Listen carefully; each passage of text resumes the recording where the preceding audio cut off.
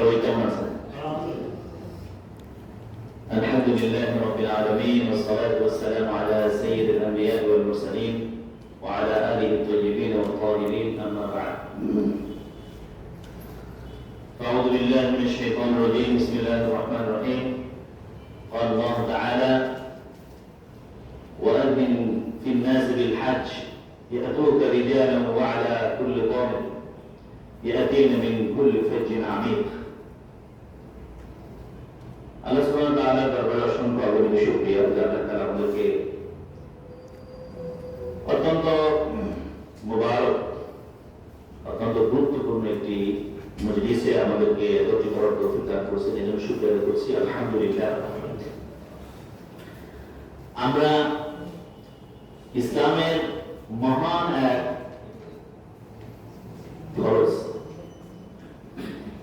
চারটা ফরজ তো আমরা আমাদের নিজেদের জায়গা থেকে পালন করতে পারি। একটা ফরজ হলো ফরজ হজ। হজের ফরজটা আমরা চাইলে আমাদের নিজ জায়গায় আসলে পালন করা সম্ভব নয়। তো কোরআন আল্লাহ বলছেন যে ওয়াজিন ফিন নাস বিল হজ। ইব্রাহিম আলাইহিস সালামকে কাবা শরীফ নির্মাণ করলেন নির্জন জায়গা, সেখানে কোনো লোকজন নাই, জনমানবহীন, আবার সেখানে মানুষের বসবাস উপযোগীও না, এমন একটা জায়গায় আল্লাহর নির্দেশে মসজিদ নির্মাণ করলেন। মসজিদ নির্মাণ করে নামাজ কে পড়বে? লোকই পড়বে। আর এখানে লোকজন আসার কোনো ইয়ে নেই। তা আল্লাহ বলেন যে তুমি পাহাড়ে উঠে মানুষের একটা ঘোষণা দিয়ে দাও, হজের ঘোষণা দিয়ে দাও। আল্লাহ বলেন তুমি শুধু ঘোষণা দিয়ে দাও, তোমার কাজটা করো। হাদিসে আছে যে উনি পাহাড়ে উঠে বললেন যে আল্লাহর নির্দেশে আমি ঘর বানিয়েছি, এখন তোমরা এসে এই ঘরে হজ করো। বলেন পৃথিবীতে যত মানুষ হজ করবে রূহের জগৎ থেকে তারা সকলেই ওই ওনার আহ্বানে সাড়া দিয়েছিল, এবং সেই আহ্বানের সাড়ার প্রতিফলন প্রতি বছর লক্ষ লক্ষ মানুষ সেখানে ছুটে যায়, সেখানে সেই পবিত্র ভূমিতে সেখানে হাজির হয়।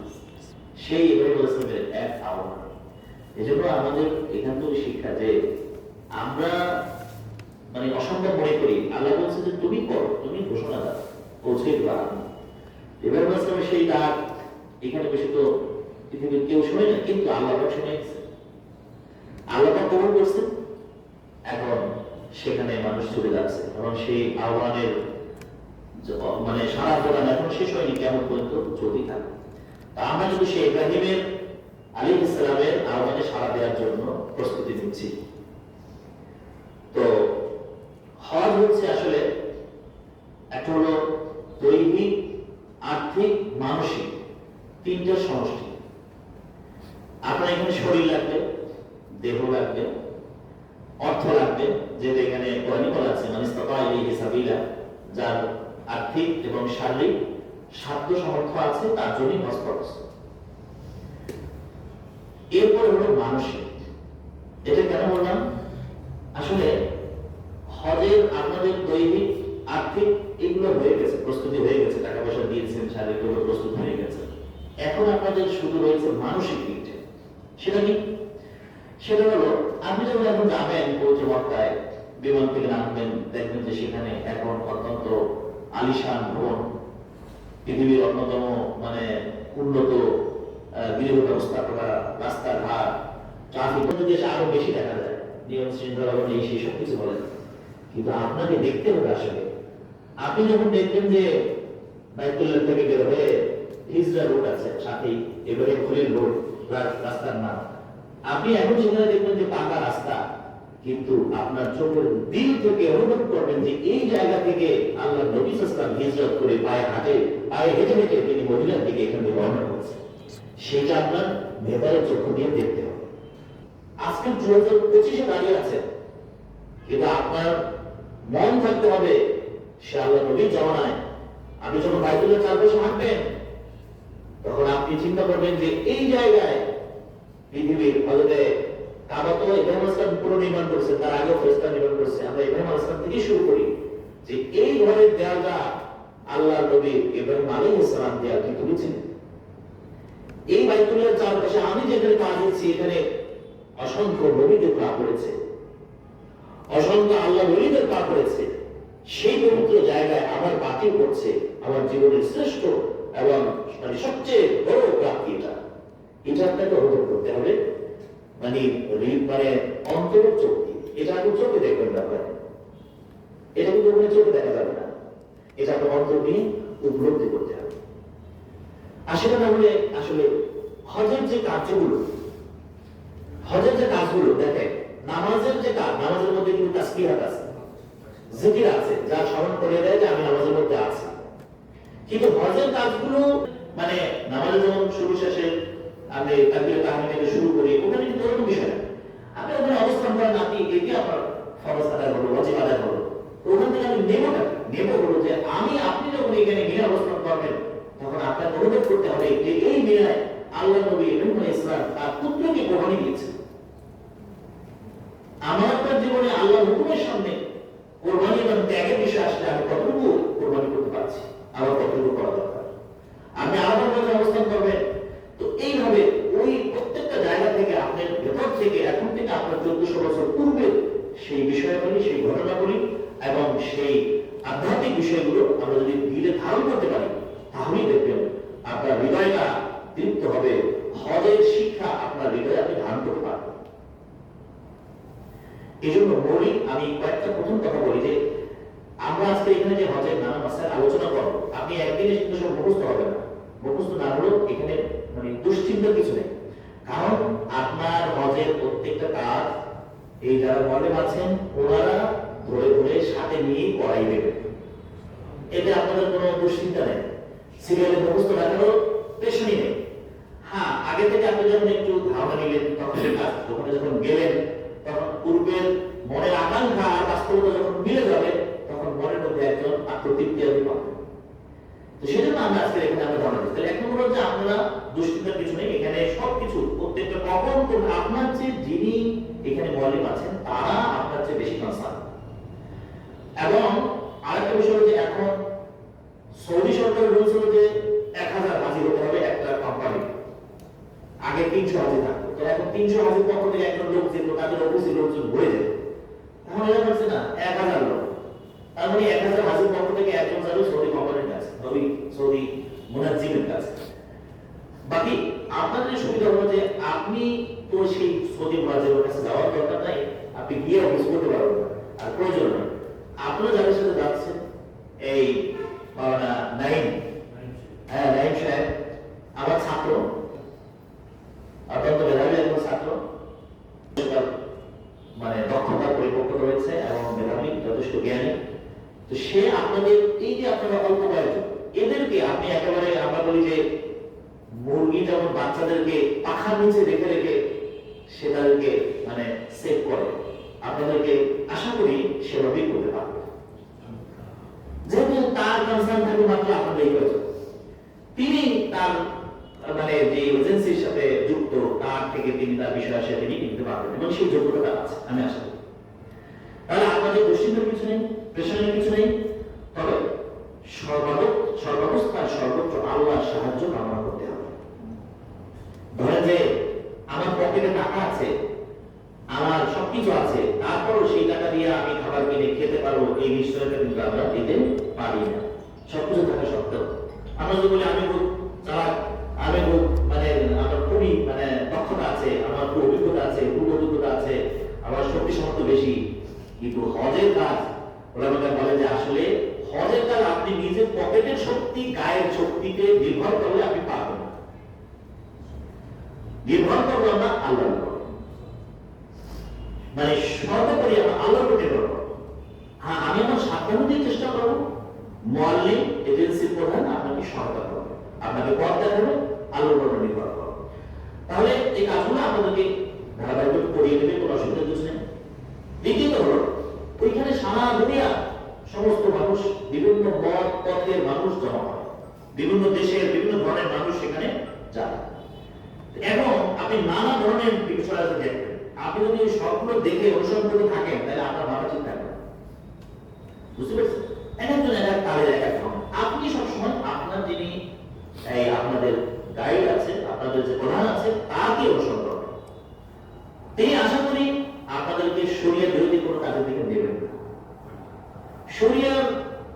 হাদিসের আমলের হজের বিভিন্ন আমলের বিভিন্ন ব্যাখ্যা আছে, নানা পার্থক্য আছে।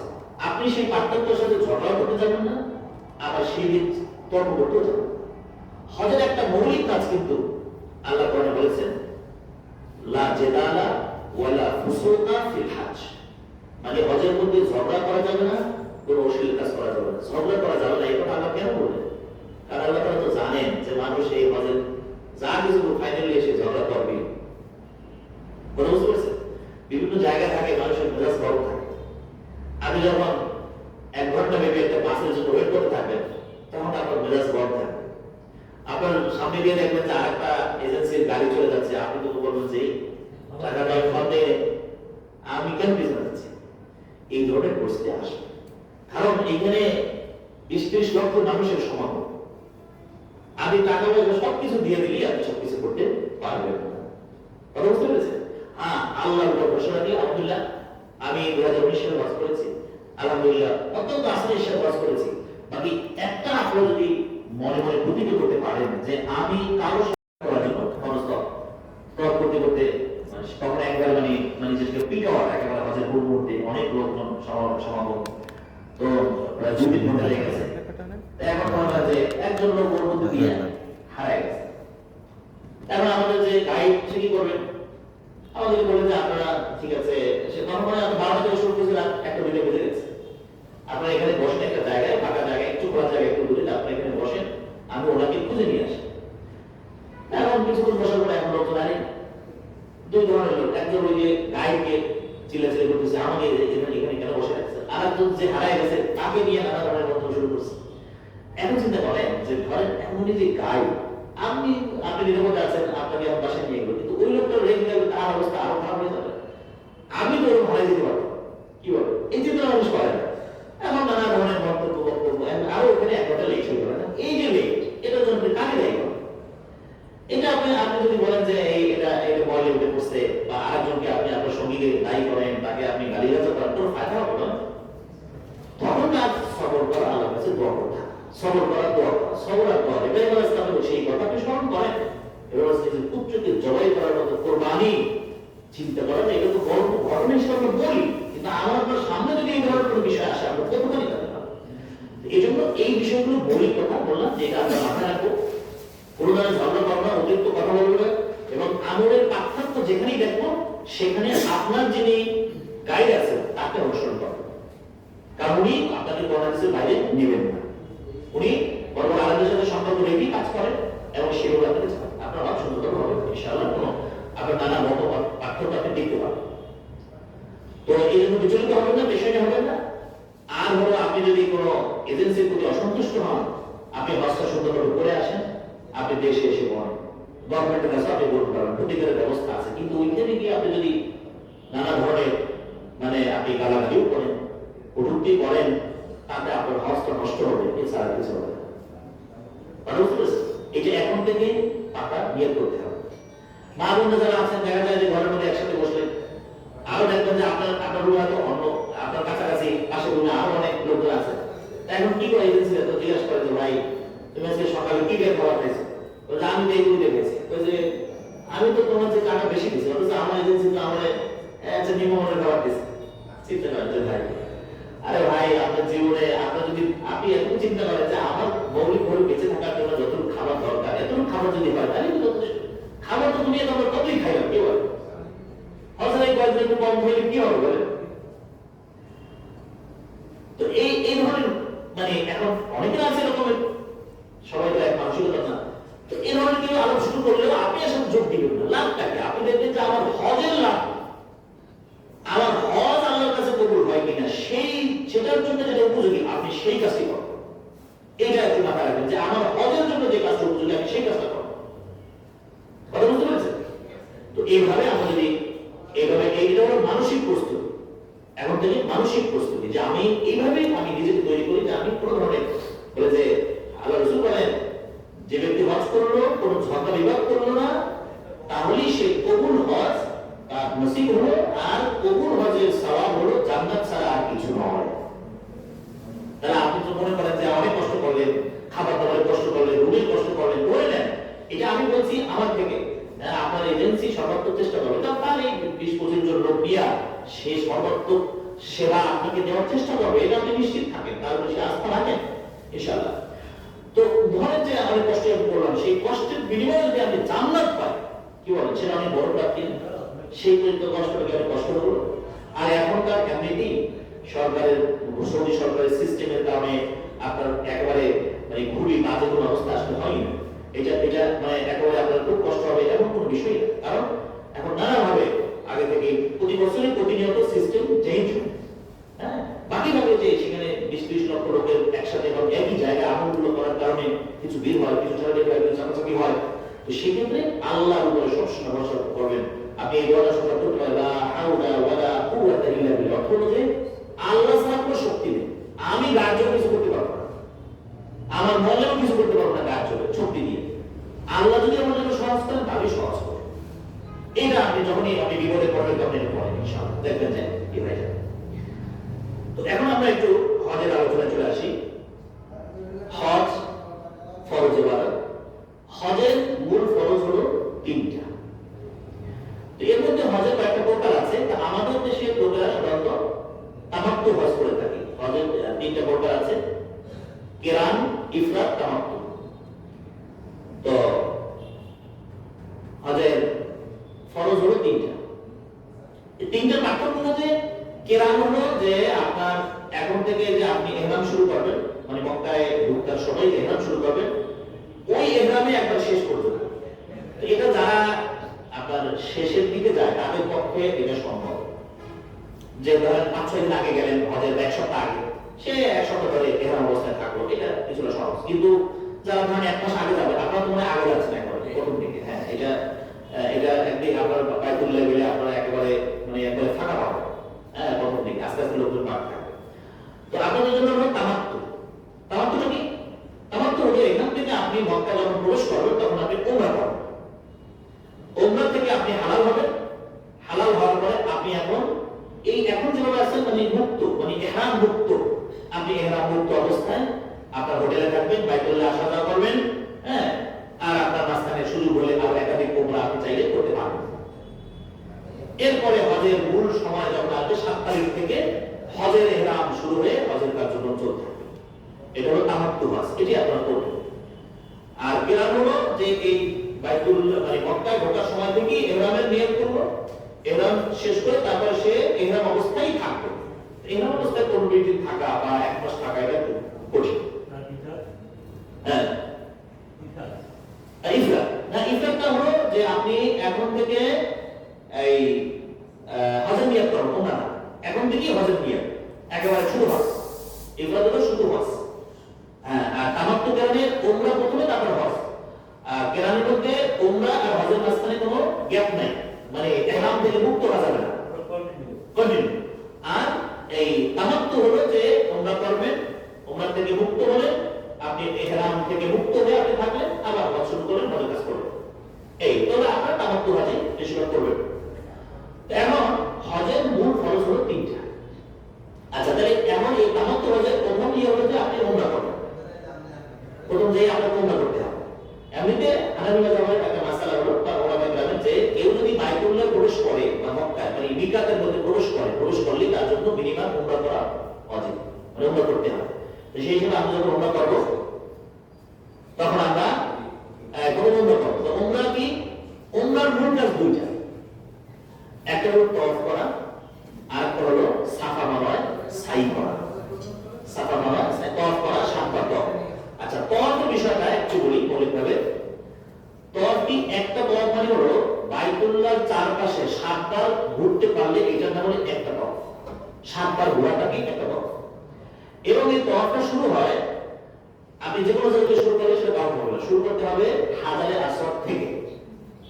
ধরেন এই যে বাইতুল্লাহ যদি আমরা এটা ধরি, এইটা বাইতুল্লাহ 4 কোণা, তো এক কোণা হলো হাজারে আসওয়াদ, এই কোণা দিয়ে আপনি শুরু করলেন, এখান থেকে ঘুরতে ঘুরতে আবার যখন এই কোণায় চলে আসলেন একটা চক্কর হলো, এরকম 7 চক্কর বা 7 সাউ করে একটা তওয়াফ।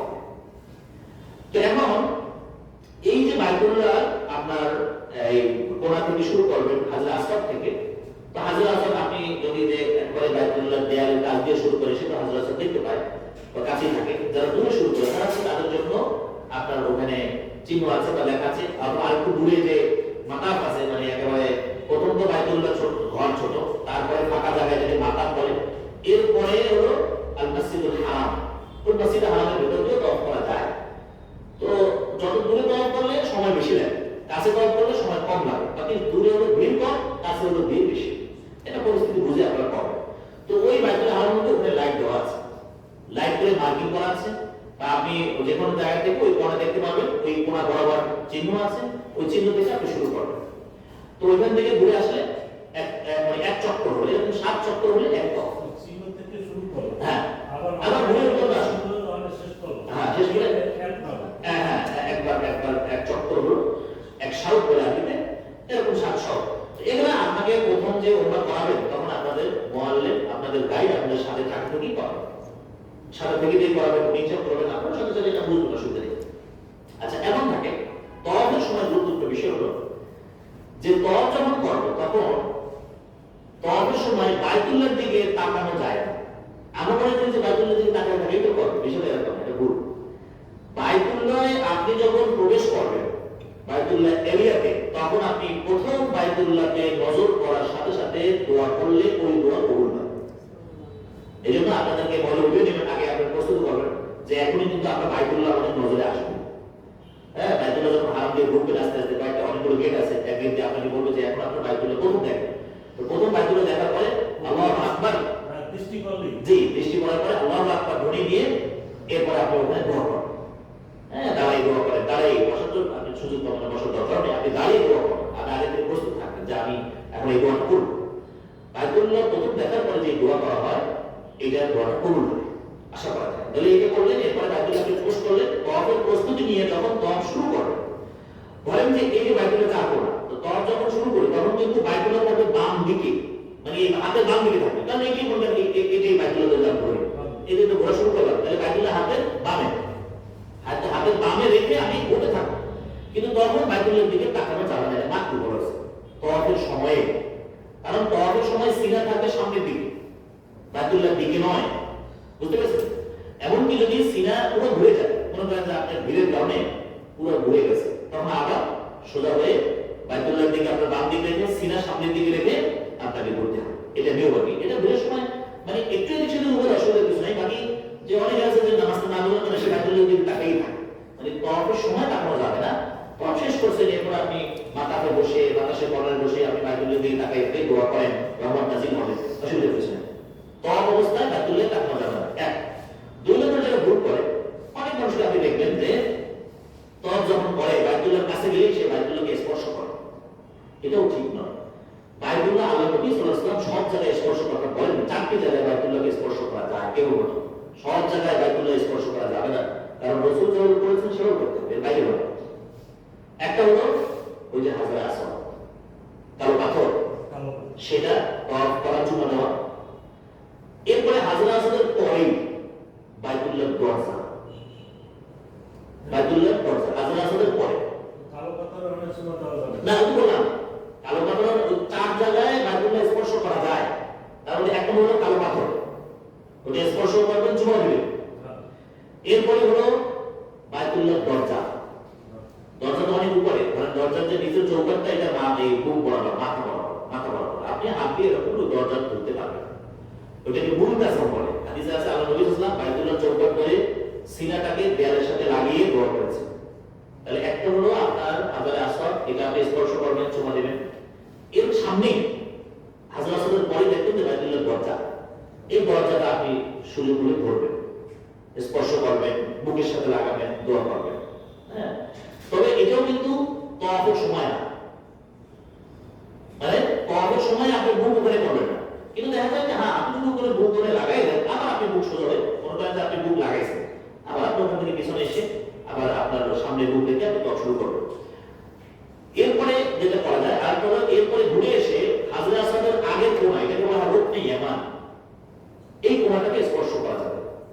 আপনি হাত দিয়ে স্পর্শ করলেন, এই হাত দিয়ে স্পর্শ করলেন, কিন্তু সিনা তো সামনেই থাকবে। আরেকটা হলো এই রুকনে ইয়ামানের পরে যে এরিয়াটা আছে, এখানেও আপনি চাইলে মানে ওখানে স্পর্শের কথা আছে, হাদিস আছে এবং দোয়ার কথা আছে। তো মূলত এই চারটা অর্থাৎ সব জায়গায় বাইতুল্লাহ স্পর্শ করা যায় না, এটা হলো কথা। এইগুলোকে রাসূল করিম সাল্লাল্লাহু আলাইহি ওয়াসাল্লাম স্পর্শ করেছেন বলে পাওয়া যায় হাদিসে। তো সুতরাং দেখুন অনেক মানুষই বাইতুল্লাহ বাইরে স্পর্শ করে। এবং আরেকটা বিষয় আছে, সতর্কতার বিষয়, সেটা হলো বাইতুল্লাহ চারপাশের দেয়ালে প্রচুর পরিমাণে আপনার সুগন্ধি আতর দেওয়া থাকে, সুগন্ধি দিয়ে একেবারে ওটা ভিজিয়ে রাখা। এখন আপনি যদি এহরাম অবস্থায় এহরামের কাপড় সহ বা শরীর আপনি স্পর্শ করেন, এহরাম অবস্থায় কিন্তু সুগন্ধি লাগানো নিষেধ, বুঝতে পারছেন? তাহলে সেই বিষয়টা কিন্তু চলে আসতেছে। এই জন্য এই বিষয়ে সতর্ক থাকতে হবে। হ্যাঁ, আপনি হাত দিয়ে শুধু স্পর্শ করবেন এই চারটি জায়গাগুলো, সেগুলো আপনাকে ওই যখন মোয়াল্লেম থাকবে তখন। আর আরেকটা জিনিস মনে রাখবেন, পাথরের চুমা দেওয়া কিন্তু ফরজ, ওয়াজিব, সুন্নতের মধ্যে না, এটা মুস্তাহাব। পাথরের চুমা দেওয়া, চুমা দিবেন, পারলে আল্লাহ রাসূল হাদিসে চুমা দিয়েছেন, না পারলে লাঠি দিয়ে ইঙ্গিত করেছেন, না পারলে আপনার বাইতুল্লাহর দিকে ওই পাথরের দিকে হাত রেখেছেন। সুতরাং অনেক আছে যে বাইতুল্লাহ চুমা দিতে পারলাম না, যাই হোক মানুষকে যত কষ্ট দিয়ে হোক, ঠেলে ঠুলে হাড় গোড় ভেঙে হলো দিয়ে চুমা দিতে হবে, এই মানসিকতা ঠিক নয়। অনেক মা-বোনরা আছে, দেখা যায় যে সে চুমা দিতে গিয়ে সে অসুস্থ হয়ে পড়ে। মনে রাখতে হবে চুমা দেওয়া কিন্তু ফরজ না, অজিব না, চুমা দেওয়ার বিকল্প আছে। আপনি চুমা যদি স্বাচ্ছন্দ্যে দিতে পারেন দেবেন, আপনার প্রথম দিকে যাচ্ছেন তো স্বাচ্ছন্দ্যে আপনার পাবেন। এরপরে আপনার না হলে হাত দিয়ে ইশারা করবেন, এতটুকু যথেষ্ট। আপনি দূর থেকে হাত দিয়ে ইশারা করবেন, তাহলে যথেষ্ট। অর্থাৎ ওখানে আপনার সরাসরি চুমা দিতে পারলে দিবেন, না পারলে না, কিন্তু দিতেই হবে। মানে একবারে আরেকজনকে কষ্ট দিয়ে, এটা কিছু মানুষ আছে যেমন ওই যে অন্য দেশের লোকজন আছে, তাদের শরীরে শক্তি বেশি থাকে, ফলে দেখা যায় যে ওরা যখন যাওয়া শুরু করে সামনে দু চারজন লোক টিকে। আমাদের যে তাদের শরীর দেহ অনেক বড়, তো ও বলবে ধাক্কা দিয়ে ওরা আপনাকে মনে হয় যে একটা ওই হালকা মনে হয় কোনো কিছু মনে হয় ফেলে দেবে, তাহলে বুঝতে পারছেন?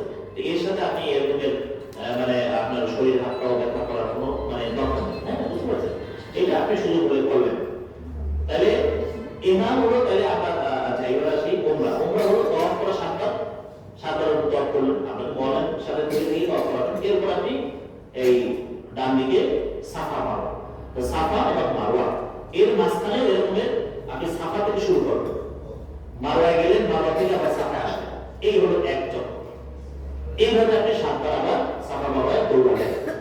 হ্যাঁ, এক্ষেত্রে স্বাভাবিকভাবেই আপনি হাঁটবেন, মাঝখানে একটা সবুজ চিহ্নিত জায়গা আছে, লাল বাকি দেওয়া আছে, এবং সেই জায়গায় আপনি একটু দ্রুত হাঁটবেন। মারুদের জন্য দ্রুত হাঁটার নিয়ম নাই, তারা স্বাভাবিক গতিতে কি হাঁটবে। ডিসটেন্স কত সাফা মারওয়া থেকে? সাফা মারওয়া তো 150 মিটার হবে মনে হয়, এরকম হবে। এক্স্যাক্টলি আপনি পাবেন না, কোথাও ইয়ার মধ্যে পাবেন। আর হলো সাফা মারওয়া যে দৌড়ায়, এইটার 5টা ফ্লোর আছে এখন, মানে 5 ফ্লোরে। হ্যাঁ, আমাদের 5টা ফ্লোর, একবারে গ্রাউন্ড ফ্লোর, তারপরে দ্বিতীয়, মানে 5টা ফ্লোরে আপনি দৌড়াতে পারবেন, বুঝতে পারছেন? আপনি এটা একটু বুঝতে হবে যে গ্রাউন্ড ফ্লোরে ভিড় বেশি, আপনি দোতলায় চলে গেলেন, উভয় কর্নারে সিঁড়ি আছে, দোতলায় আবার 3তলায় চলে গেলেন, নাহলে 4তলায় চলে গেলেন, নাহলে 5তলায় চলে গেলেন, 5তলায় জায়গা দেখবেন যে একবারে ফাঁকা, কোনো কষ্ট নেই। প্রথম দিকে আপনাদের তো নিচতলায় দেখবেন যে অনায়াসে আপনি আপনারা করতে পারবেন। হয়তো হজের মূল সময়ের মধ্যে এটা কিছু টেকনিক আছে, আপনি ওটা বলে আপনাদেরকে বলে দিবে যে এখন মনে হয় এই জায়গায় ভিড় বেশি, গেলে আমি 5তলায় চলে যান, সিঁড়ি, হ্যাঁ সিঁড়ি আছে চারদিকেই পায়। আর হলো আপনারা হারামে প্রথম প্রবেশ করবেন, হারাম থেকে আপনাদের হোটেলের যে ইয়াটা সেটা আপনারা একটু চিহ্নিত করে রাখবেন। ওখানে হারামের চারপাশে যে গেটগুলো আছে সেই গেটের নম্বর দেওয়া আছে, এই নম্বরটা আপনি মনে রাখবেন। আপনি বলবেন হারামের চারপাশে তো গোল, তো গোল ভাবটা অনেক সময় মানে দেখা যায় যে মানে সারাই যায় সহজে। এই জন্য আপনি যদি নাম্বারটা মনে রাখেন যে আমার 1 নম্বর গেট দিয়ে বের হবে, তাহলে আপনি অনায়াসে কি পাবেন। এবং এখনকার আপনাদের হাতে যেই থাকে আইডি কার্ড থাকে, এটা আমরা সবসময় রাখবেন, এটা অবহেলা করবেন না কখনোই সবাই।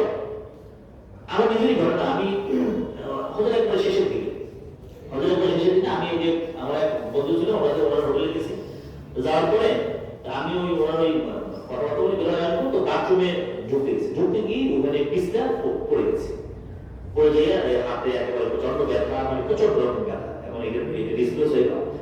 তো এখন কি করতে হবে, দ্রুত ওখানে যে বাংলাদেশ হসপিটাল আছে সেখানে চলে গেলাম, ওখানে নিয়ে গেল। তো ওখানে আপনি যাওয়ার পরে আপনার যতই কথাবার্তা বলেন এগুলো করার জন্য না, যদি আপনার কাছে আইডি কার্ড না থাকে। আমার আইডি কার্ড ছিল, দুজন আইডি কার্ড, আপনাদের বাংলাদেশ থেকে একটা দিবে আর বিদেশ থেকে 2টি আইডি কার্ড থাকে, এবং হাতে একটা বেল থাকে। এটা আপনারা মনে রাখবেন যে আপনি যখনই হোটেল থেকে বের হবেন এটা সাথে রাখবেন। তাহলে ইভেন আপনার যে এখন হারানোর যে সার্ভিস আছে, আপনার যদি কেউ হারিয়ে যায় আপনি ওই যে স্ক্যান করলে আপনার লোকেশন সব আমরা বলে দিতে পারবে, কিন্তু এটা যদি না থাকে আপনি মনে করেন আর্মিতে তো বলতে পারবেন না, পুলিশে আপনার কথা বুঝবে না, তাহলে মুসিবতে পড়বে। বাকি তারপরে একটু মানে সচেতন হলে খুব একটা অসুবিধা হয় না, বাঙালি লোক অনেক পাবেন আপনারা। তো এটা আপনারা সাথে রাখবেন। তো আমি ওখানে যাওয়ার পর আমরা স্ক্যান করে সাথে সাথে সমস্ত তথ্য এসে গেছে, এরপর সাথে সাথে ট্রিটমেন্ট করলেন, এরপর ওরা ওই যে মানে ওই সরকারি হাসপাতালে পাঠিয়েছে। এটা সুবিধা হয়েছে, কারণ সরকারি হাসপাতালে আমি গেছি, ওখানে কোনো বাঙালি নেই, কিং ফয়সাল হসপিটাল, তো ওখানে কোনো বাঙালি নেই।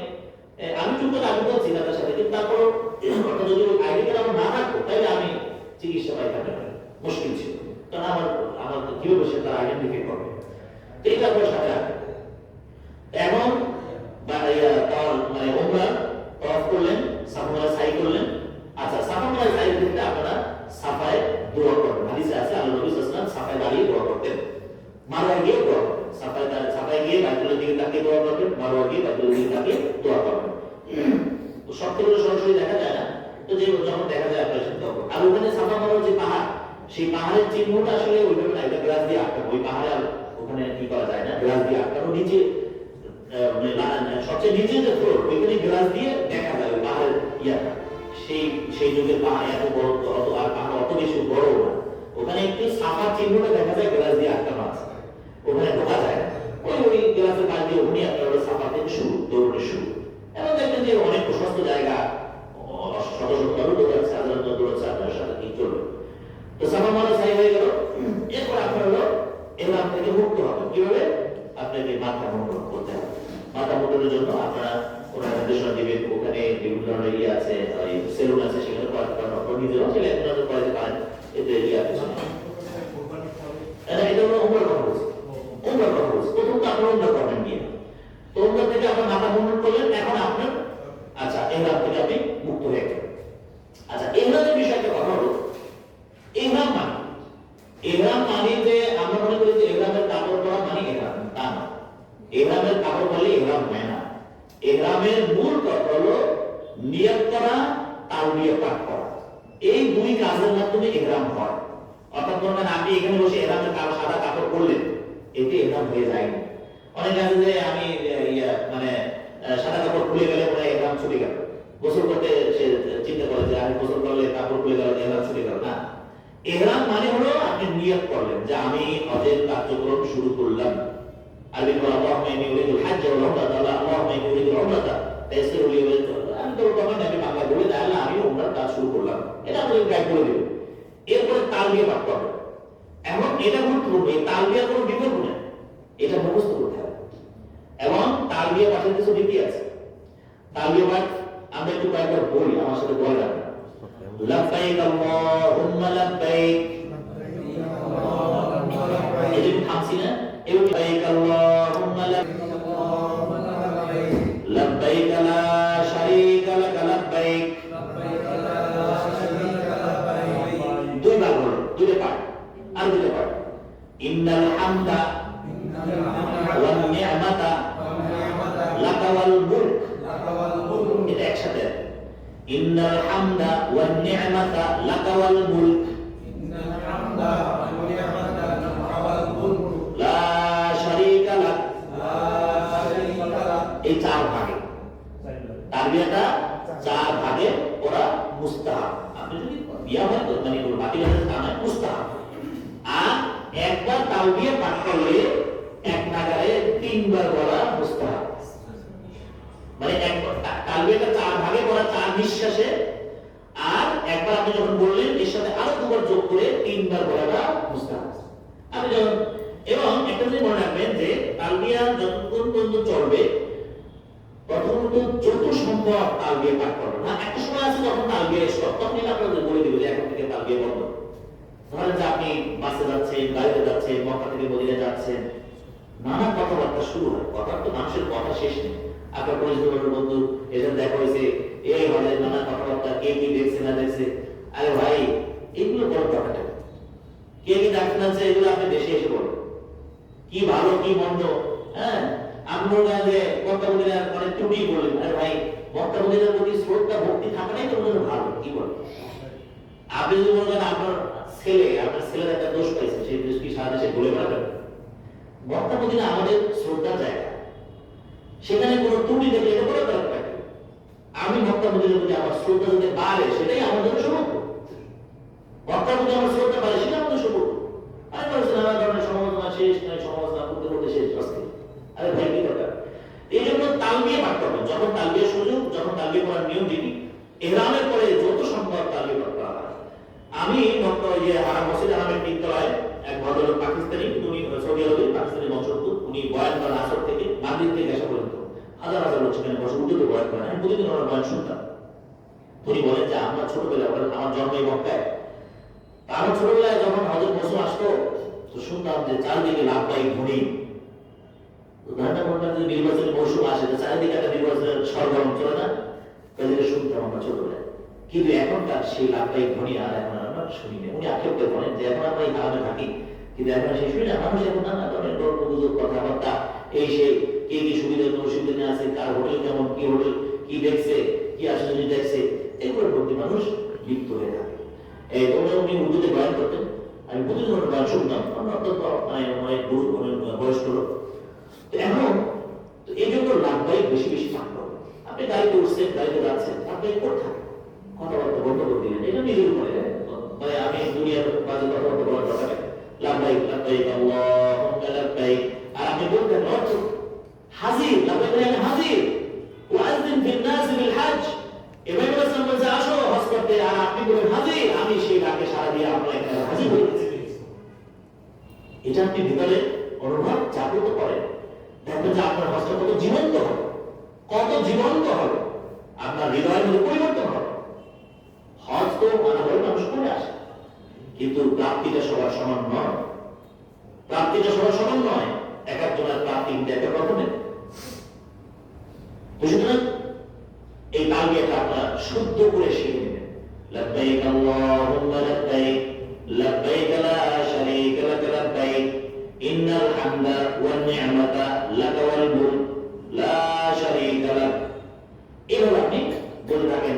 আপনার এটা বিভিন্ন আপনার এই যে অডিও পাওয়া যায়, মোবাইলে একটু অডিও শুনলেন এখন থেকে, দেখো যে আপনার মুখস্থ হয়ে গেছে, সুন্দর করে শুদ্ধভাবে বলতে থাকেন। আর আপনি যেন সেই ইব্রাহিম আলাইহিস সালামের ডাকে সাড়া দিয়ে মক্কায় হাজির হয়েছেন, আপনি সেইটা মনে জাগ্রত করেন। আপনি ওই যে কথা বললাম আগে, আপনি দেখবেন হ্যাঁ অনেক লোক আছে যে ওই আরাফার ময়দানে গিয়ে দেখবেন নানা ধরনের লোক আপনি পাবেন, গল্প গুজব কথাবার্তা, এত দামি এক সময় আরাফার ময়দান। হ্যাঁ, সেই জায়গায় গিয়ে দেখবেন যে সিট নিয়ে, জায়গা নিয়ে খেলাধুলি করে। আমি একটা অভিজ্ঞতা বলি।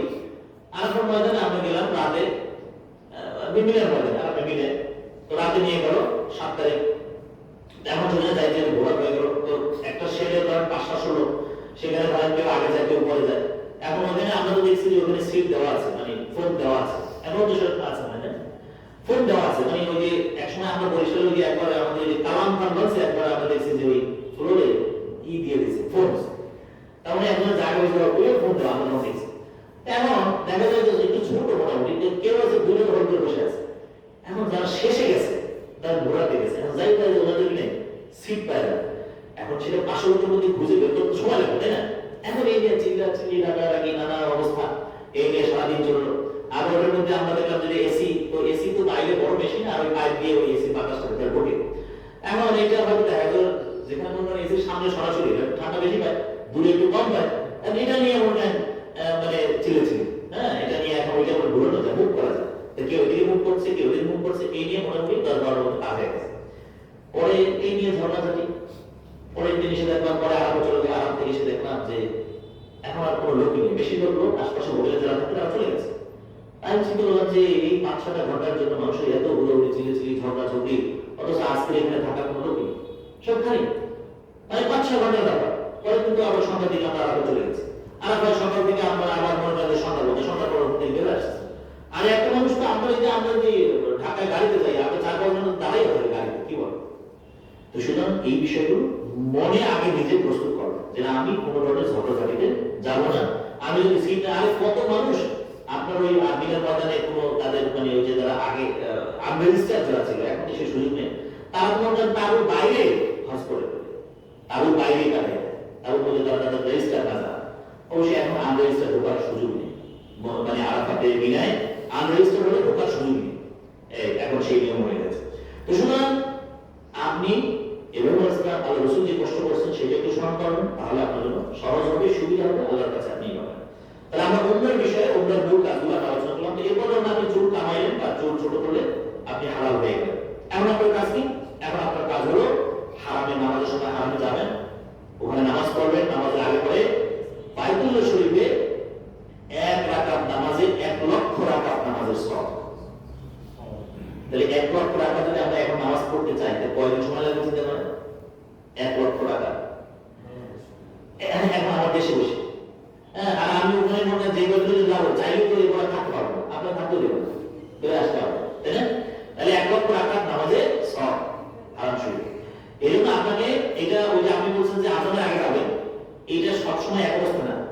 আমরা প্রথম দিকে তো আধা ঘন্টা 1 ঘন্টা আগে গিয়েও আমরা হারাম করতে পারি না, মানে যখন বুট টিকে থাকে তখন বলতে আপনার ওই যে যখন হজের মৌসুম শুরু হয়ে যায়, আর আপনারা যখন প্রথম দিকে যাবেন তখন আপনি দেখা যায় যে আজানের পর গেলেও ঢুকতে পারবেন হারামের মধ্যে।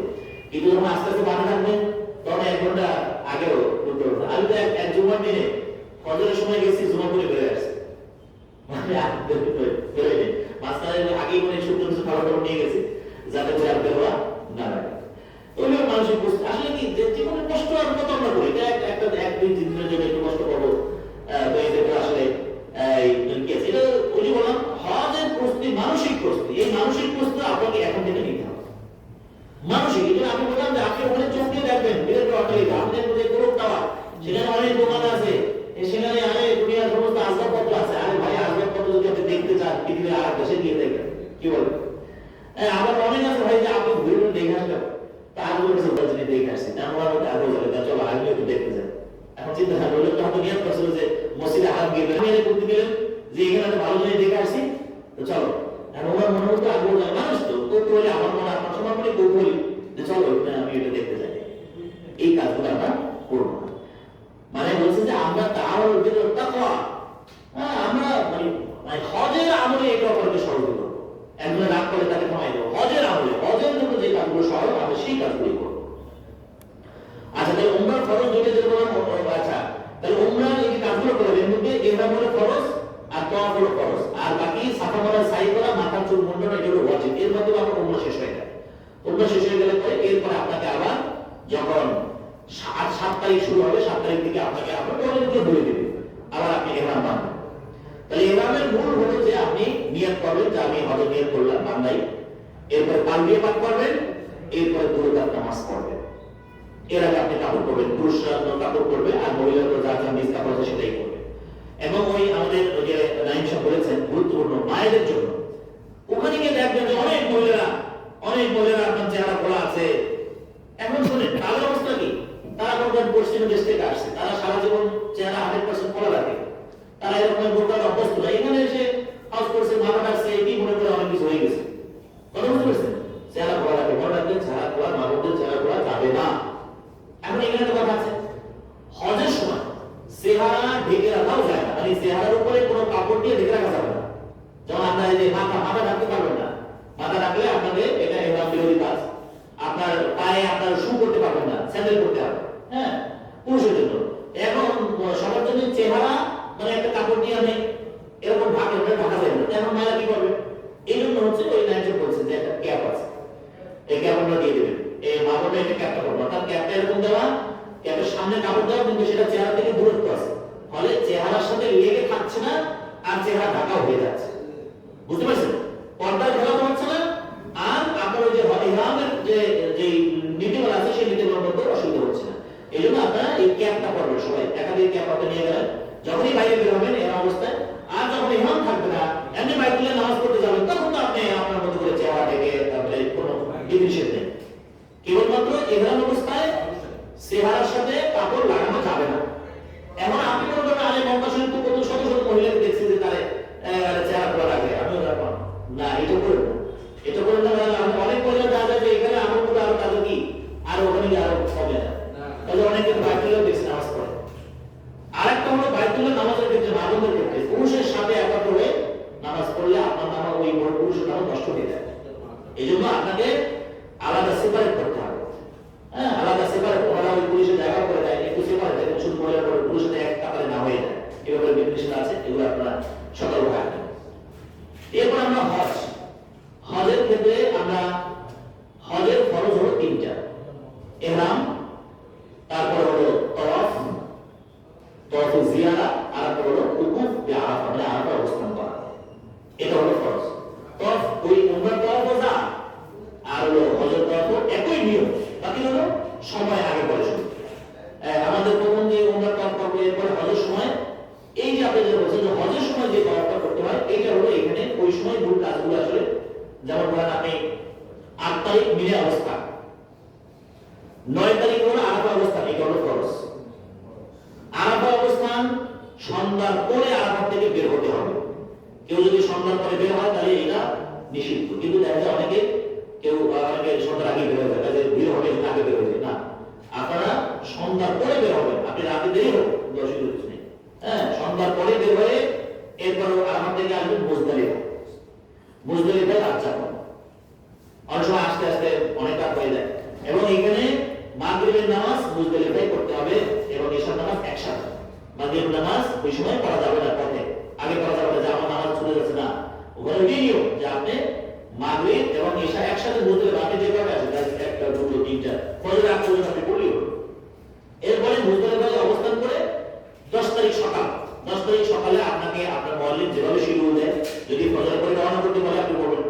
ওখানে আমি যেটা দেখছিলাম তখন যে ওখানে ওনারা একসাথে ভিড় নেওয়ার জন্য বিভিন্ন জোনের জন্য শিডিউল করে দিয়েছে যে এই জোন সকাল 8টায় ধরেন পাথর মারতে বের হবে, কিন্তু মানুষ ওই রুলস একটা মানে না, সবাই একসাথে বের হবে। আমি অভিজ্ঞতা দেখলাম যে আমরা ফজর পর থেকে রওনা করে সব বিরাট ভিড় হলো, সবচেয়ে বড় ভিড় পাথর মারার সময়। পাথর মেরে এসে আসতে কারণ তো 11 সাড়ে 11 বাজে, ওই সময় দেখি যে কিছু লোক আপনার নিরিবিলি থাকছে, তখন কিন্তু পুরো রাস্তা ফাঁকা। বুঝতে পেরেছেন? এখন আমি দেখলাম যে ওরা বেশ চালাক করেন।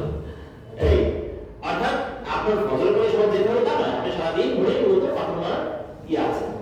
এই মানে অবশ্য মানে ঝড়ের আগে এই তো যাই হোক, এটা আপনাদের এটাগুলো আপনি এখন মুখস্থ রেখে কিছু করতে পারবেন না। এটা আপনাকে আপনার যে গাইড আছে তিনি আপনাদের সাথে নিয়ে নিন, শুধু ওনার ইনস্ট্রাকশন গুলো ফলো করবেন আর আল্লাহর উপর ভরসা করবেন। আল্লাহকে সবসময় বলবেন আল্লাহ তুমি সহজ করে দাও, অসম্ভবকে সহজ করতে পারেন আল্লাহ পাক। এছাড়া আপনার বলিও করতে গাইড করবেন, শত চেষ্টার পরেও আপনি কিছু জটিলতার সম্মুখীন হতে পারেন, কিন্তু যখন আপনি আল্লাহর ভরসা করবেন, আল্লাহকে বলতে থাকবেন। আর এই জায়গাগুলোতে যদি আমরা আল্লাহকে ডাকতে না পারি তাহলে কোথায় ডাকবো বলেন? এই জায়গাগুলোতে যদি আমরা আল্লাহর জন্য এই সময়টা না দিতে পারি তাহলে আর কোথায় যেতে পারবো? এই জন্য মানুষের প্রস্তুত থাকেন এইভাবে যে আমার সাথী সঙ্গী বলেন, বন্ধু বান্ধব, এই জন্য অভিজ্ঞতা কি বলেন জানেন, হজের সময় ঘনিষ্ঠ আত্মীয় স্বজনের চাইবে, মানে এটা এমন কথা আর কি। এক করবো যে নিজের শরীর ঠান্ডা মনে করি যে নিজের শরীর গেলে অবশ্যই সহজ হয়, কিন্তু ওই যে আবার গল্প সুযোগ হয়। এই জন্য আমরা আমার অভিজ্ঞতা কথা বলি, আমরা 3 জন একদম থাকতাম, তাহলে বুঝতে ছিল কি যে আমরা 3 জন যার যখন সময় বের হয়ে যাবো, কেউ একজন অপেক্ষা করবো, বের হয়ে যাবো, আপনি আরাম যে এভাবে করবেন, মানে মৌলিকভাবে একসাথে এভাবে, যেটা একসাথে যে আমি তো মৌলিক মাধ্যমে করছি। এরপর ব্যক্তিগত আমি এখন উঠে যাবো, আমি এখন দোয়া করতে যাবো, আমি এখন মসজিদে তখন করতে যাবো, তোলা করতে যাবো। আর কে কখন আসবে যার যার সুবিধা মতো সে আইসা রুমের চাবি নিচে থাকে, আপনি আইসা যে আগে আসবে সে আইসা রুমে ভয় করবো, যার যার মতো করবে, যার যার মতো। এবং মসজিদে আমি গেলেও একজন আসবে বলতে তুমি আমার অপেক্ষা করো, যে তুমি আমার এটা হয় কি একজন আগে চলে গেল বা ধীরে ধীরে চলে গেল, তো আগে আমার আগে চলে গেল, মানে সে মন খারাপ করে। আমরা আগে নিয়ম করে দিয়েছি যে আমরা কেউ করার জন্য অপেক্ষা নাই, একসাথে আবার মসজিদে হারামে গিয়ে দুজন একসাথে করবো, কেন দুজন একসাথে বসবে, কথা ছাড়া আর কিছু হবে না।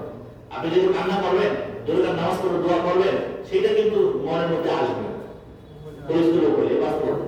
এই জন্য চেষ্টা করবেন। হ্যাঁ, যারা মা বাবা আছে তাদের অভিভাবক আছেন, আপনাদের সাথেই করবেন। আর মা বোনদের ক্ষেত্রে একটা বিষয় হলো যে হাদিসে আছে, আল্লাহ রাসূল বলেন যে এক সাহাবী বলে ইয়া রাসূলুল্লাহ, আপনার পেছনে আমরা নামাজ পড়তে চাই। তো রাসূল বলেন যে দেখো, তোমরা মহিলাদের জন্য তুমি যদি ঘরে বসে নামাজ পড়ো, নিয়ত থাকে আমার পেছনে নামাজ পড়ার, তাতেই তুমি এই আমার পেছনে নামাজ পড়ার সওয়াব পাবে। সুতরাং মা বোনরা প্রতিপক্ষে যদি মসজিদে হারাম যেতে না পারেন, পেরেশানি হবেন না, আপনার হোটেলে বসেও আপনি মক্কা মদিনা সওয়াব পেয়ে যাবেন। হ্যাঁ, যখন সুযোগ হয় যখন যাবেন, আপনি ওই ব্যবসা যাবেন, বেরকম চাপাচাপি নাই, বা আপনি মানে সময় বুঝে পরিস্থিতি বুঝে নিরাপদ জায়গা আপনি যাবেন। মানে আমি বলছি যে মৌলিক যে সম্মিলিত কাজ যেগুলো তাওয়াফ, আরাফা, মিনা, এগুলো তো মাত্র বলবেন 1 সপ্তাহের কাজ, এরপর যে বাকি আপনার 30 দিন থাকবেন, প্রায় আপনারা 25 দিন থাকবেন, এই সময়গুলোর কথা বলছি আমি। এই সময়গুলোতে আপনারা আপনাদের মতো করে যে প্রতি অক্টে যদি আপনি চিন্তা না হারামে যেতেই হবে না, আমি আমরা এখান থেকে গেছি মসজিদে হারামে যাওয়া, ওখানে যাই তেলাওয়াত করবেন, নামাজ করবেন, দোয়া করবেন, কান্নাকাটি করবেন। হ্যাঁ, মসজিদে হারামের মধ্যে তো মহিলাদের আলাদা জায়গা নাই, যেহেতু তওয়াফের বিষয় আছে, এজন্য মানে তওয়াফের সময় তো একসাথেই করা হয়। হ্যাঁ, তারপরে নিজের ব্যাপারে সতর্ক থাকতে হবে। আর হলো যে মসজিদে নববীতে ওইখানে অবশ্যই মহিলাদের জায়গা সম্পূর্ণ কি ভিন্ন। ওইখানে দেখা যায় পুরুষের মহিলা এক জায়গায় সুযোগ না, যদি আপনার পুরুষ গ্রুপ গেল, আপনার সতর্কতার সাথে ওইখানে মহিলাদের মধ্যে ওই রুমের মধ্যে ছেড়ে দিতে হবে। বিরাট দুই পাশে দুই, পেছনের দিকে দুই বড় জায়গা স্পেস, তো অবশ্যই আপনারা এই রাখবেন। আর মোবাইল রাখবেন সাথে, তো একসাথে বের হলে তখন যোগাযোগ করে আপনারা বের হবেন। এইভাবে আপনারা শুধু দাওয়াত করতে তো হারাম না, একটা মহিলাদের জন্য আলাদা। আলাদা হচ্ছে। হ্যাঁ, সেটাই। হ্যাঁ, তো এটা আসলে সেফ, তাদের সেফটির জন্য আসলে এটা দরকার, এই বিষয়ে আপনারা খেয়াল রাখবেন। এবং যে কথা বলছি যে এহরাম অবস্থায় আপনারা কিন্তু অবশ্যই ক্যাপ করবেন। আর অন্য সময় তো চেহারা পুরো 100% ঢেকেই রাখবেন, কারণ চেহারা খোলা কিন্তু এই হজের সময় আসলে ওইভাবে চেহারা বেপর্দা হওয়ার কোনো সুযোগ অনুমতি নাই। তো এটা হলো মোট কথা। আচ্ছা, আমরা আলোচনা মোটামুটি শেষ পর্যন্ত চলে আসছি। এরপরে আমরা আরো কিছু মৌলিক ভুলের কথা, কিছু ভুল যেটা হয়, ওই আমি বলছি আমরা হজের কাজগুলো আপনাকে আপনাদের যে মানে গাইড আছে তিনি আপনাদেরকে এই যে যেমন আমি এখানে বলছি না, হজের আগেও এর আগে আপনাকে আবার বলবে, আবার যে এখন আমরা আগামীতে মিলায় যাবো। হ্যাঁ, এবং এক নাগারে যে মিনা আরাফা মুজদালিফা এই কাজগুলো করে 4-5 দিন, এই সময়টা জাস্ট একটু মানে আঠাশারো মানে শিডিউল একটা পর একটা পর্যায়ক্রমে করতে হবে। এছাড়া বাকি কাজ কিন্তু আপনি রিল্যাক্সের সাথেই করতে পারবেন। আচ্ছা, এখানে যে একটা ভুল যেটা আগে বলতে আলোচনা, এহরামের কাপড় গোসল করার সময় আপনি এহরামের কাপড় পরতে পারবেন। মানে অনেকে মনে করে যে এহরামের কাপড় খুললেই মানে এহরাম শেষ হয়ে গেল না। ওই যেটা আগে বলছি যে এহরামের মানে এহরামের কাপড় মানে এহরাম নয়। আপনি নিয়ত করেছেন, তালবিয়া করেছেন, আপনি এহরাম হয়ে গেছে, কাপড় খুললে এহরাম যাবে না। এহরাম যাবে কখন? যখন আপনি মাথা মুন্ডাবেন তখন, এর আগে কিন্তু এহরাম শেষ হয় না। এখন যদি কেউ হজের পরে এহরাম ছাড়া যদি দেশে চলে আসে, তাহলে তার এহরাম শেষ হয় না। কথা বুঝতে পারছেন? মাথা মুন্ডানো ছাড়া কি হয় না, মুন্ডানো বা ছোট করা। আচ্ছা, এরপরে তারপরে হচ্ছে যে হ্যাঁ, ওই যে চেহারা খোলা রাখতে হবে, বাইতুল স্পর্শ করা, এই কথা আমরা বলেছি এখানে। আচ্ছা, তওয়াফের সময় দোয়া করা, এটা অনেকে বিভিন্ন ধরনের, এক এক দেশে আমরা দেখছি কি জোরে জোরে দোয়া করে, যে একজনের গাইড সে জোরে দোয়া বলে, সবাই বলে থাকে। তো এতে বড় জামাত হলে অন্য জামাত ডিস্টার্ব হয়, এটা জরুরি না। আপনি যেটা পারেন সেটাই করুন। মানে তওয়াফের সময় এক এক চক্করে হ্যাঁ যে নির্দিষ্ট দোয়া নাই, কথা বুঝতে পারছেন? আপনি যে দোয়াটা ভালো করেন, আপনি বলেন রব্বি ফিরলি, হে আল্লাহ আমাকে মাফ করে দাও, কি বলেন এই দোয়াটা করতে পারেন। আপনি যেটা পারেন, আপনার যদি গাইড কাছে থাকে সে কিছু দোয়া শিখে এটা করতে পারেন। কিন্তু এমন যদি অনেক কিছু আমরা দেখছি ইন্দোনেশিয়া মানে এরা 100 জন 500 লোক থাকে, একজনে জোরে জোরে বলে, সবাই জোরে জোরে এরকম দোয়া করে, এতে হয় কি অন্যদের ডিস্টার্ব হয়। আবার ওরা একসাথে থাকার কারণে অন্যরা ডিস্টার্ব হয়, ঠেলে ঠুলে মানে একবারে অস্থির অবস্থা। এখন এটা তারা তাদের মতো করে, কিছু করার নেই। এই জন্য তওয়াফের সময় দোয়া জরুরি নয়। ওই জামাতবদ্ধ হয়ে তওয়াফ করা, এটা এখানে লিখতে কিতাবে যাচ্ছে, এটা অন্যদের কষ্ট হয়, এটা এইভাবে না। আচ্ছা, এরপরে হলো তওয়াফের মধ্যে রমল আছে। রমল মানে যেই তওয়াফের পরে সাই আছে, রমল রমল মানে একটু হেলে দুলে চলা, এটা পুরুষের জন্য, মহিলাদের জন্য নয়। আবার এটা প্রথম 3 তওয়াফে রমল মানে একটু শরীর হেলে দুলে চলা। হ্যাঁ, মানে ওই আল্লাহ সাল্লাল্লাহু আলাইহি ওয়াসাল্লাম যখন তওয়াফ করতে আসছে, তখন মক্কা লোকেরা বলছে যে আরে এটা তো দুর্বল হয়ে গেছে, না দেখতে দেখতে আল্লাহ তখন নির্দেশ আসছে যে আপনি না শরীর দুলে দুলে আপনি তওয়াফ করেন, যে না মধ্যে শক্তি আছে। তো যাই হোক, সেই বিধানটা এখন রয়ে গেছে, সেটা পুরুষের জন্য। এবং অবশ্যই সেটা প্রথম 3 চক্করে, আবার সেটা আপনি এমন ভাবে হেলে তুলে চলবেন আর একদম ধাক্কা করে পড়ে যাবে, এমন না। এটা মুস্তাহাব আমল, করলে ভালো, সময় সুযোগ করবো। ওই তওয়াফের সময় প্রথম 3 চক্করে রমল করতে হয়। সকল তওয়াফ না, নফল তওয়াফ না, যেই তওয়াফের পরে সাই আছে, মানে উমরা তওয়াফ, হজের তওয়াফ, এগুলো আপনি যখন নফল তওয়াফ করবেন, নফল এরকম ছাড়াও বাইতুল্লাহ একটা আমল হলো। আপনারা যখন খালি থাকবেন তখন কি আমল করবেন?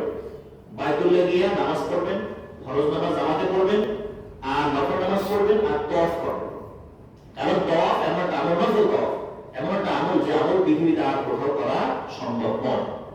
তওয়াফ একটা আমল, আপনি গিয়ে সুযোগ পেলে প্রতিদিন একবার দুইবার তওয়াফ করবেন, মানে 7 চক্কর দিলেন, একটা তওয়াফ হয়ে গেল, নফল তওয়াফ।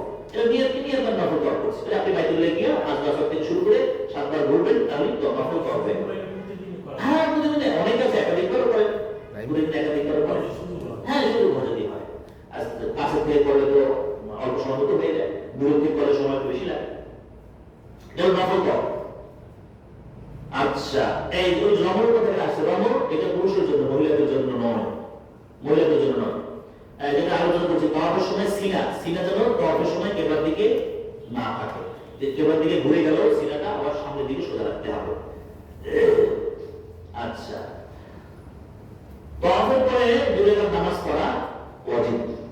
সেই 2 রাকাত নামাজ অনেকে আছে ওই যে মাকাম ইব্রাহিম, মাকাম ইব্রাহিম বাইতুল্লাহ থেকে প্রায় 5-6 হাত দূরে বা 8-10 হাত মাকাম ইব্রাহিম।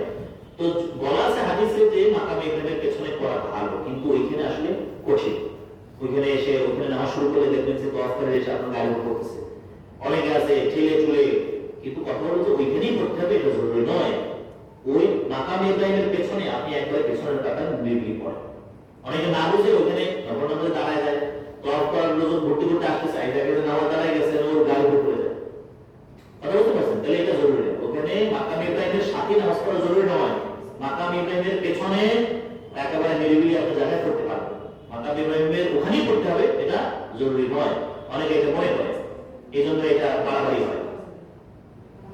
সাইর মধ্যে নির্দিষ্ট দোয়া নেই, আপনারা যে কোনো দোয়া করতে পারবেন, যেই দোয়া মুখস্থ আছে সেটাই আপনি করতে পারবেন। আচ্ছা আচ্ছা, সাইর মধ্যে কোনো নফল সাই নাই, সাই সাই সাফা করা তো দৌড়বে, এটা কোনো নফল আমল নেই, এটা হলো যখন আপনি ওমরা করবেন তখন ওমরার অংশ হিসেবে, কিন্তু তওয়াফ নফল আমল আছে। আচ্ছা, এখানে আরেকটা গুরুত্বপূর্ণ আমরা দেখছি যে হুইল চেয়ারে অনেকে করে, একটু ওজন হয়েছে হুইল চেয়ারে এই তওয়াফ করে, আসলে এটা হয় না। যারা প্রকৃতই মাজুর তারা হুইল চেয়ারে তওয়াফ করতে পারবে, তাদের জন্য। আচ্ছা, মিনার মধ্যে যেটা ঝগড়া শুরু হয়, মিনার মধ্যে কি আপনি জোহর নামাজ আসর নামাজ একসাথে পড়বেন না আলাদা পড়বেন? এক্ষেত্রে মাসলা হলো মসজিদে নামিরায় হলো হজের মূল খুতবা দেয়া হয়, হজের ইমাম, আমরা যেটা ওই যে আমাদের দেশে যে প্রচার হয় মিডিয়ায়, মসজিদে নামিরা। আপনাদের যদি মসজিদে নামিরার কাছাকাছি পড়ে জায়গা, তাহলে তো আপনি ওই নামিরার জামাতে যুক্ত হতে পারবেন, তাহলে জোহর আসর একসাথে পড়বেন। আর যদি মসজিদে নামিরা যুক্ত হতে না পারেন, মসজিদে নামিরা যুক্ত হওয়া কিন্তু জরুরি না। আপনি মনে করেন আরাফাত মানে মসজিদ নামিরা থেকে, মসজিদ নামিরা হলো আরাফার একবারে এক প্রান্ত, আপনি যদি আরাফ প্রান্তে থাকেন ওইখানে আপনার যাওয়া জরুরি না। হ্যাঁ, আপনি গিয়ে হারাই দিতে পারেন, কিন্তু সেই জন্য আপনি আপনার মানে জায়গায় নামাজ পড়বেন, তখন কিন্তু জোহরের রক্ত জোহর, আসরের রক্ত আসর। এ নিয়ে দেখবেন নানা ঝগড়াঝাটি হচ্ছে, আপনি কোনো ঝগড়াঝাটিতে যাবেন না। আমরা যা বলছি, আমাদের এই কথাটা যদি আপনার আস্থা থাকে তাহলে এটা আমল করবেন ইনশাআল্লাহ। কথা বুঝতে পেরেছেন? হ্যাঁ, ওখানে কি একসাথে পড়বেন না, দেখুন ওখানে এখানে আবার আমাদের যে গাইড আছে উনি যেটা বলবেন সেটা কোরআন সুন্নাহ অনুযায়ী হবে। হ্যাঁ, যেহেতু ভিন্ন মত আছে, ভিন্ন মত আর যারা ভিন্নভাবে পড়ে তাদের সাথে আমাদের কোনো ঝগড়া নেই। মূল কথা আপনার ঝগড়া অ্যাভয়েড করবেন, মাসলা নিয়ে ঝগড়া করলে সেটাও ঝগড়া, মনে রাখবেন, তাতেও আপনার হজ ক্ষতিগ্রস্ত হবে। বুঝতে পারছেন? তাতে আপনার হজ ক্ষতিগ্রস্ত হবে। তো যাই হোক, এইভাবে আমরা, এবং আপনি এখানে একটা মজার বিষয় আছে কি, মসজিদের নামিরারই একটা পার্ট আছে যেটা আরাফার মধ্যে না, এটা ওরা চিহ্নিত করা আছে। কেউ যদি ওই অংশে গিয়ে অবস্থান করে তাহলে তার হজ হবে না। এই জন্য মসজিদের নামিরা অবস্থান করতে ওখানে নির্দেশনা দেওয়া আছে যে মসজিদের নামিরার এই অংশ আরাফার মধ্যে আর এই অংশ আরাফার মধ্যে নয়। তো যাই হোক, এবং ওই যে মুজদালিফায় থেকে আপনারা যে মাগরিব এশা পথে পড়া যাবে না, মানে ওই মুজদালিফায় এসেই করতে হবে। আর যদি একবার ফজর ওয়াক্ত হয়ে যায় তখন করে নিতে হবে। এই মোটামুটি আমরা হজ বিষয়ে আলোচনা, এবং এই বিষয়ে আরেকটা হলো আমি সর্বশেষ কথা বলে শেষ করে দিচ্ছি, সেটা হলো আপনারা হজের যে কোনো বুকলেট এটা আপনারা পড়তে পারেন, পড়তে আস্তে আস্তে এই বিষয়গুলি আলোচনার বিষয়গুলো শুনবেন, এবং যত শুনবেন তাতে সব মুখস্থ হয়ে গেলে না হয় তারপর ওটা ধরে ধরে এগুলো কাজ করিয়ে দিবেন।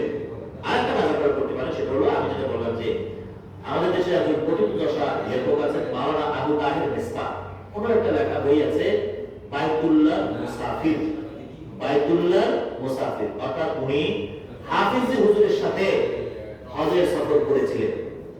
সেই হজের সফরটা কিভাবে করেছিলেন অনেক আগে, সেই সফরের বর্ণনা আমার বইতে আছে। ওইখানে ওনার ওই বইয়ের মধ্যে আপনার এক একটা জায়গায় গিয়ে ওনার দিলের অনুভূতি কি ছিল সেই বিষয়গুলো তুলে ধরছে। আপনারা যদি পারেন তাহলে সংগ্রহ করবেন। হ্যাঁ, বাইতুল্লাহ মুসাফির, হ্যাঁ, এই বইটা সংগ্রহ করে এখন আস্তে আস্তে পড়বেন, পড়ে পড়ে দেখবেন, মানে আপনার ওই বইটা মনে পড়লে মনে হবে যে আপনি এখন সেই বাইতুল্লাহ আছেন, আপনি বিনে আছেন, আপনি আরাফায় আছেন, এরকম মনে হবে। ওই বইটা এখন জীবন্ত বই, আপনারা চাইলে করতে পারেন। তো পড়লে কি হবে? এখানে বলছে যে এটা পড়ে গিয়ে ওইখানে যাওয়ার পর দেখা যায় ওই বইতে যে বর্ণনাগুলো করছি এখন আমি সচক থেকে চলে আসছি, তাহলে আপনার কাছে বেশ ভালো লাগবে। তো এইগুলো মোটামুটি সংক্ষিপ্তভাবে আলোচনা আমরা করলাম। তো এখন থেকে মানসিক প্রস্তুতি আপনারা নিতে থাকেন ইনশাআল্লাহ। আর আপনারা যার সাথে যুক্ত হয়েছেন, আশা করি আমার আস্থা যে তিনি সুন্দরভাবে সফলতার সাথে আন্তরিকতার সাথে আপনাদেরকে এই হজের কার্য সম্পাদনে সহায়তা করবেন, আপনারা তাকে সহায়তা করবেন ইনশাআল্লাহ। আল্লাহ পাক আমাদের সকলকে তৌফিক দান করেন। আল্লাহ তাআলা জাযাকাল্লাহু খাইরান। অফ করে দেবো।